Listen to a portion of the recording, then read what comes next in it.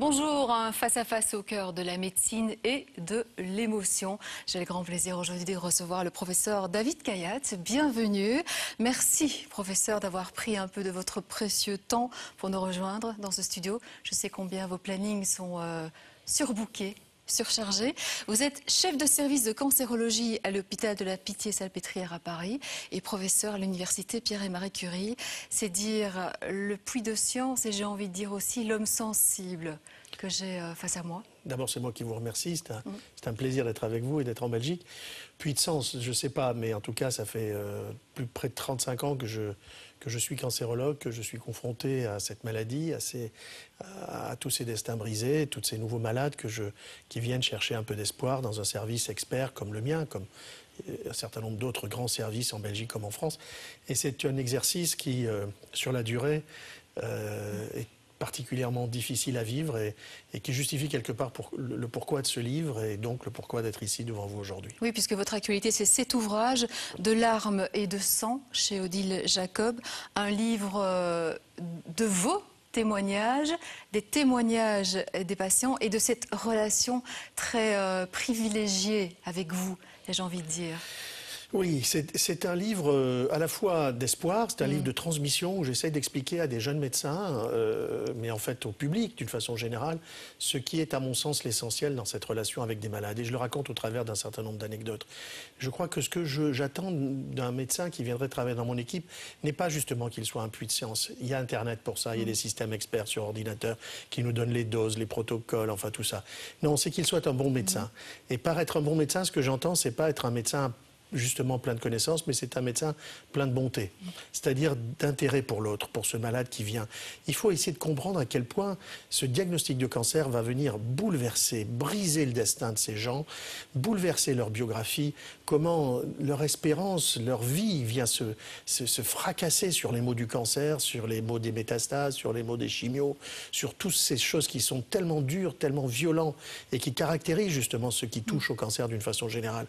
Notre métier, c'est certes de connaître un certain nombre d'éléments scientifiques, médicaux, mais au-delà, ce qui est important aujourd'hui, c'est de s'adresser à l'homme ou à la femme qui est derrière le malade, qui est derrière la maladie. Nous avons fait ce premier pas à l'époque où nous avons compris que ce qui était intéressant, ce qui était important, ce n'était pas de guérir à tout prix une maladie, de faire n'importe quoi, en oubliant qu'il y avait un malade qui souffrait, une femme qui n'acceptait plus de vivre amputée de ses seins, etc. Ça, c'est jusqu'aux années 80. Nous avons entendu ces gens, nous leur avons demandé ce qu'ils pensaient, ce qu'ils voulaient, ce qu'ils ne voulaient pas aussi à l'inverse. Et nous avons compris qu'il y avait des malades derrière les maladies.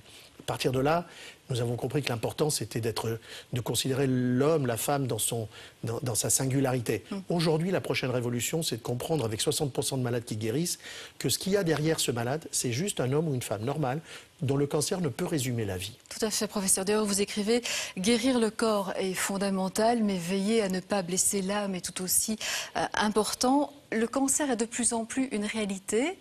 Et la recherche progresse. Comment expliquer ça? Parce que malheureusement, le nombre de cas ne cesse d'augmenter. Vous savez, le cancer aujourd'hui, ça tue plus dans le monde que le sida, plus la tuberculose, plus le paludisme réunis.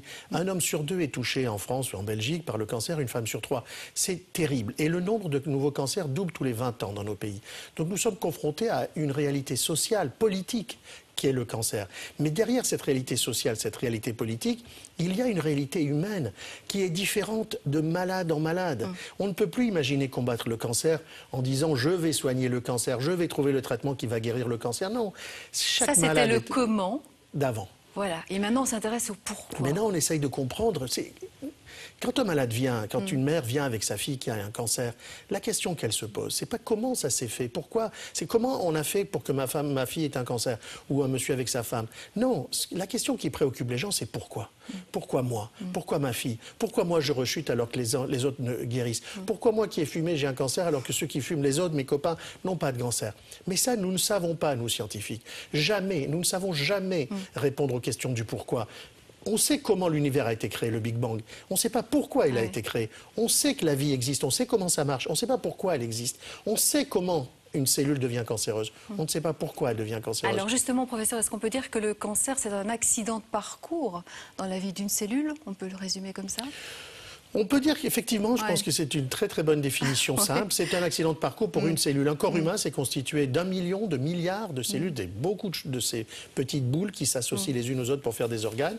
Chaque jour de notre vie, nous fabriquons chacun d'entre nous 70 millions de nouvelles cellules. Il est impensable qu'un jour, nous n'en fabriquerons pas une qui ne soit pas parfaite. Et à partir de ce moment-là, cette cellule peut devenir maligne, cancéreuse et commencer à proliférer pour donner un cancer. Alors devrait-on plus travailler sur l'immunothérapie ? L'immunothérapie apporte des traitements dans certains cancers, dans le mélanome malin par exemple, dans certains cancers du rein. Le mélanome malin, c'est un cancer de la peau qui est particulièrement grave, mais heureusement assez rare. Mais d'une façon générale, l'immunothérapie a été jusqu'à aujourd'hui assez décevante. L'espoir aujourd'hui, si c'est ce dont vous voulez parler, d'où viennent les raisons d'espérer dans la science et dans la médecine du cancer, en fait, on a pensé pendant longtemps qu'on trouverait le traitement du cancer. On s'est aperçu début des années 2000 qu'en fait, il n'y avait pas un cancer, mais des cancers. Le cancer du sein ne se traite pas comme le cancer du côlon ou du poumon. Aujourd'hui, ce qu'on constate, c'est qu'en fait, même dans le cancer du sein, chaque maladie est différente.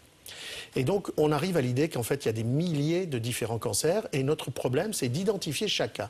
Comment le fait-on? Nous prenons un bout de tumeur, nous le faisons passer dans les machines un peu sophistiquées et en quelques heures, cette machine nous dit voilà l'empreinte génétique du cancer. Comme dans les films policiers où on va, avec un petit peu de cheveux, retrouver l'assassin. Eh bien là, c'est pareil. On fait l'analyse génétique du cancer d'un malade donné et en trouvant cette empreinte génétique, ce portrait génétique, on le compare à des centaines de milliers d'autres portraits génétiques, d'autres cancers chez d'autres malades dont on sait ce que ces malades sont devenus, dont on sait comment ces cancers ont réagi, est-ce qu'ils ont donné des métastases ou non, est-ce que tel traitement a marché ou pas.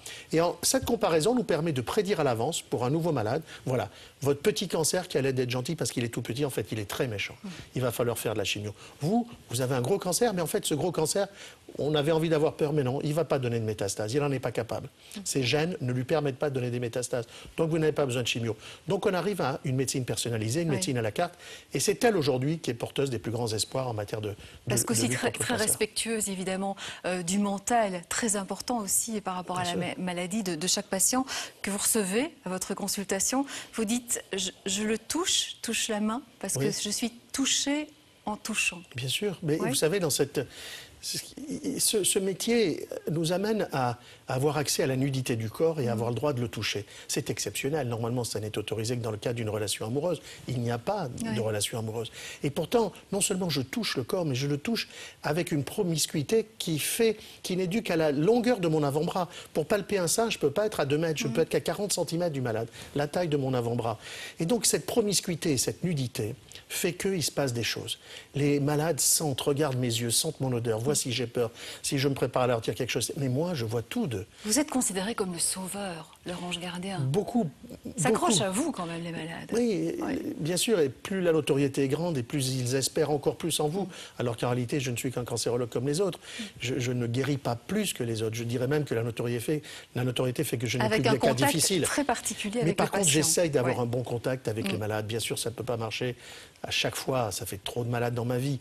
Mais pour autant, c'est vraiment une préoccupation de moi et de mon équipe et de mes collaborateurs. C'est vraiment d'essayer de s'intéresser à cette singularité qui est une vie qui vient avec ce cancer se confier à nous. D'après une force morale, un vécu, un entourage, des antécédents, tout ça évidemment entre aussi en ligne de compte. Vous parlez également, professeur Kayat, de la puissance extrême des mots. Les mots tuent quand ils enlèvent l'espoir. Combien de fois j'ai vu des gens qui n'y croyaient plus parce qu'on ne leur avait pas dit, on leur avait pas parlé du cancer avec un peu d'espoir. Et quand il n'y a plus d'espoir, eh ben, il y a l'envie de mourir, il y a le fait qu'on n'y croit plus. Et donc j'ai vu des malades qui étaient déjà morts avant même que la maladie ne les tue parce que les mots avaient été trop brutaux, inappropriés en tout cas à la personnalité d'un malade.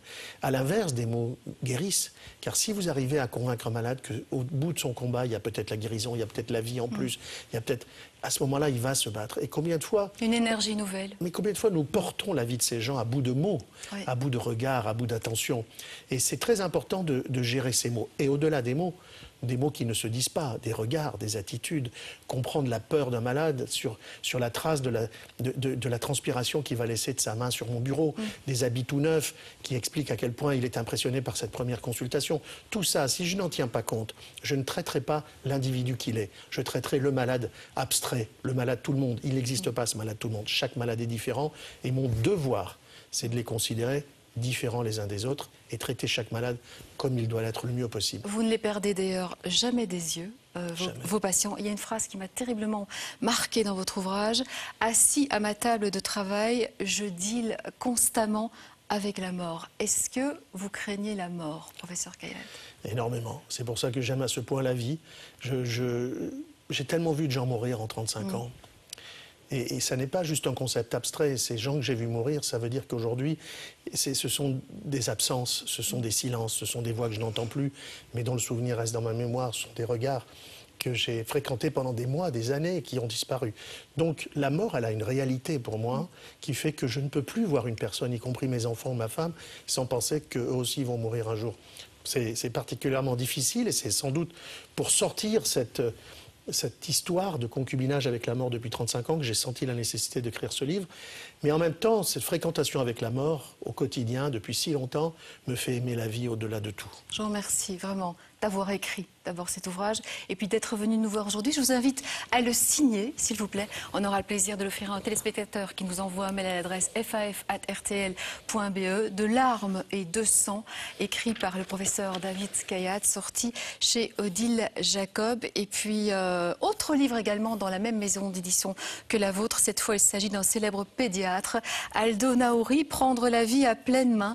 Pendant 40 ans, il a soigné le corps en écoutant un peu la même démarche que vous, au-delà de ces mots, des histoires de vie. Voilà, un livre qu'on a le plaisir de vous offrir en même temps que le livre du professeur Kayat. Et puis professeur, ce soir, moment super important, lancement du compteur pour notre grande opération Télévie. Tous les dons, et vous le savez, sont importants, si petits soient-ils. Deux façons de donner, bien sûr par SMS au 8000 ou encore en appelant le 0800 98 800. À partir de 19h ce soir, la grande journée du Télévie demain depuis le centre de promesse de Charleroi, et puis bien sûr la grande soirée à Vilvorde avec de nombreux témoignages, de nombreux patients, de nombreux scientifiques sur le plateau et puis beaucoup d'artistes qui s'associent chaque année à cette grande cause, dont bien Patrick Bruel, Frédéric François, Lara Fabian, Kev Adams et tant d'autres. Merci beaucoup. Merci, madame. Professeur Kayat, c'est quand vous voulez, les portes du studio vous sont ouvertes. Merci. Et merci à vous d'avoir suivi ce face-à-face.